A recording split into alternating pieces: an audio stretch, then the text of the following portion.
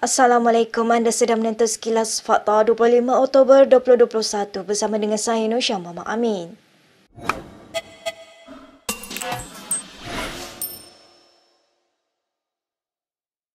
Seorang ahli Parlimen Pembangkang hari ini mempersoalkan mengapa kerajaan membenarkan Najib Razak meninggalkan negara selama sebulan bagi melawat anaknya bersalin di Singapura. Ahli Parlimen Sepang Hanifah Maidi membangkitkan perkara itu ketika perbahasan mengungkai ordinan-ordinan darurat di Dewan Rakyat hari ini. Tuan Speaker, kenapa dibenarkan pergi begitu lama? Alasannya untuk melawat anak dia yang nak bersalin. Dia bukan bidan, Tuan Speaker, sampai nak sebulan nak pergi. Bukan bidan. Dia bukan bidan, Tuan Speaker. Kalau nak lawat Singapura, mungkin bagi 5 hari cukup. Tapi dekat sebulan. Adakah yang berhormat pekan ni juga bidan? Saya nak tanya. Terdahulu Hanifah mendakwa bekas Perdana Menteri itu telah menjejaskan ekonomi negara dalam kes penyalahgunaan dana 1MDB dan tidak layak mendapat layanan istimewa daripada kerajaan. Sementara itu, Najib menjelaskan dia akan ke Singapura untuk melawat anaknya bersalin selama 15 hari dan bukan sebulan seperti didakwa Hanifah. Malah, kata ahli Parlimen pekan itu, tempoh itu adalah termasuk kuarantin COVID-19. Dalam satu hantarannya di Facebook, Najib menyifatkan ahli Parlimen Sepang itu sebagai tidak faham apa-apa dan hanya tahu bermain sentimen.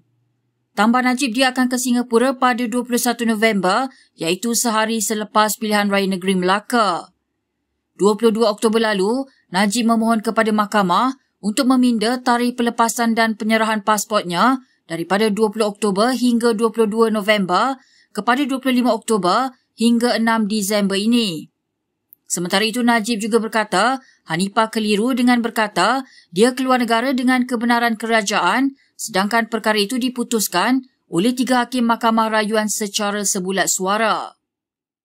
Dalam perkembangan lain, Mahkamah hari ini bersetuju untuk memulangkan sementara pasport milik Peguam Muhammad Syafiq Abdullah. Ini agar peguam itu dapat ke New York, Amerika Syarikat bagi menguruskan anak lelakinya yang menyambung pengajian di sana. Hakim Mahkamah Tinggi Kuala Lumpur Muhammad Jamil Husin hari ini membenarkan permohonan itu dan memulangkan pasport Syafi'i bermula hari ini hingga 3 Disember ini. Menurut salinan notis usul Syafi'i, peguam itu berkata dia perlu ke New York untuk bertemu anaknya dan membantunya melanjutkan pengajian di New School Parson. Terdahulu Syafi'i menyerahkan pasportnya kepada mahkamah sebagai sebahagian daripada syarat ikat jamin bagi perbicaraan pertuduhan pengubahan wang haram melibatkan 9.5 juta ringgit yang diterima daripada bekas Perdana Menteri Najib Razak. Terbaru mahkamah turut bersetuju untuk memulangkan sementara pasport Najib, isterinya Rosmah Mansur dan Presiden UMNO Ahmad Zahid Hamidi. Ketiga-tiganya masih berdepan perbicaraan atas pelbagai tuduhan jenayah di mahkamah. Baik, kita ke perkembangan PRN Melaka. Beberapa ahli Parlimen Pembangkang dan Kerajaan hari ini mempersoalkan larangan menyeluruh terhadap himpunan secara fizikal dan majlis sosial di PRN Melaka bulan depan. Ini selepas Menteri Kesihatan Khairy Jamaluddin mengeluarkan arahan itu semalam dan berkuat kuasa mulai hari ini. Sekarang nak berlaku pilihan raya di Melaka lagi pelik. Melaka tahap 4. Restoran penuh, mall penuh, kenduri kahwin boleh buat, kuliah boleh buat. Ceramah tak boleh, berkempen tak boleh, rumah-rumah tak boleh. Jadi Malaysia ni menjadi negara yang pelik dalam dunia, undang-undang yang berubah ikut nafsu pemerintah, bukan peraturan-peraturan lagi. Sementara itu, ahli Parlimen Pontian Ahmad Maslan berharap agar larangan itu disemak semula serta membangkitkan risiko penularan varian Delta yang rendah di kalangan mereka yang telah menerima vaksin. Dalam website Kementerian Kesihatan disebut bahawa jangkitan varian Delta dalam kalangan individu yang sudah divaksin jarang berlaku. Jika dijangkiti, tidak akan mengalami gejala teruk dan mungkin tidak perlu ke hospital. Itu dalam website Kementerian Kesihatan, tetapi ia dijadikan alasan untuk tidak boleh dilakukan sebarang aktiviti ketika pilihan raya negeri Melaka. Itu saya harap disemak semula oleh kerajaan supaya ada perkara yang dibolehkan seperti rumah ke rumah, ya, ceramah kecil-kecilan, misalnya pertemuan kecil-kecilan sepatutnya boleh dibenarkan.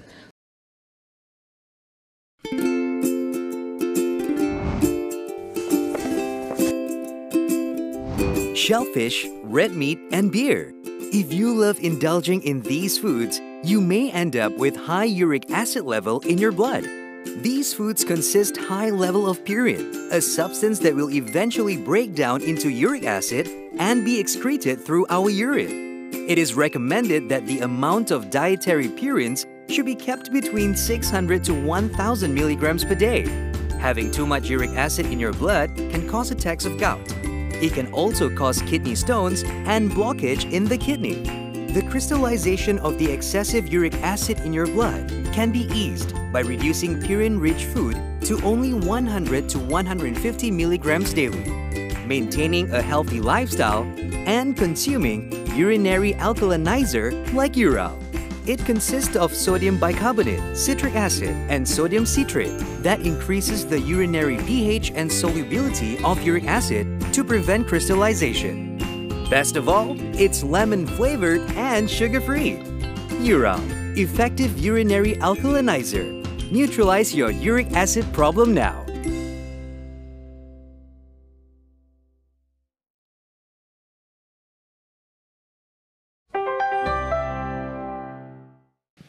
Baik, berita yang seterusnya. Adun Sungai Udang Idris Harun yang dipecat UMNO kerana peranannya dalam menjatuhkan kerajaan negeri Melaka didakwa telah mencetuskan satu kekecohan. Ini selepas bekas Ketua Menteri Melaka itu dikatakan cuba mencampuri perjalanan persidangan tahunan cawangan UMNO Kelebang Kecil pagi semalam. Saya nak beritahu Ketua Bahagian Tangga Batu juga pengkhianat kerana bertemu dengan pemimpin DAP, menawarkan pemimpin DAP 2 jawatan Eskuel dan juga keperluan-keperluan lain untuk mempertahankan kerajaan yang rasuah ini. Dia buat kesalahan yang sama. Kenapa dia tak dipecat? Pengurusi perhubungan pun buat kesalahan yang sama, bahkan lebih buruk daripada itu. Situasi tegang berkenaan menyebabkan Setiausaha UMNO bahagian Tangga Batu, Latif Muhammad mengambil keputusan untuk menangguhkan persidangan kerana bimbang kejadian yang tidak diingini berlaku. Tindakan Idris itu turut dibidar Setiausaha Agung UMNO Ahmad Maslan yang mengatakan Idris sedar bahawa dia telah dipecat daripada parti itu. Idris bagaimanapun menafikan dia menjadi tamu tidak diundang dan mencetuskan ketegangan pada mesyuarat UMNO di Melaka itu. Menurut Idris, halaman kediamannya sangat dekat dengan majlis mesyuarat UMNO itu dan mengambil peluang memberikan penjelasan kepada ahli UMNO mengenai situasi politik semasa di Melaka. Bekas Ketua Polis Negara Musa Hassan menggesa PDRM menyiasat kenyataan yang dimaknai oleh pengguna akaun Twitter dikenali sebagai edisi siasat MY. Ini susulan akaun itu mendakwa terdapat segelintir pegawai kanan PDRM terlibat dengan kes penyelewengan, salah guna kuasa dan rasuah. Bernama melaporkan Musa berkata, sebelum mengambil tindakan lanjut, PDRM terlebih dahulu perlu mengesahkan sama ada dakwaan yang tular itu benar atau sebaliknya. Musa berkata pegawai dikaitkan dengan dakwaan berkenaan boleh mengambil tindakan saman sivil sekiranya maklumat itu terbukti palsu bagi mengelak imej PDRM tercela. Dia berkata demikian ketika diminta mengulas mengenai isu pendedahan mengenai perkara itu yang tular di media sosial. Baru-baru ini tular pendedahan pemilik akaun Twitter berkenaan yang mendakwa segelintir pegawai kanan polis terlibat masalah salah laku. Akaun itu juga mendakwa pengurusan tertinggi SPRM melindungi sindiket jenayah serta terlibat dengan rasuah. Baik, berikut beberapa lagi ringkasan berita untuk hari ini.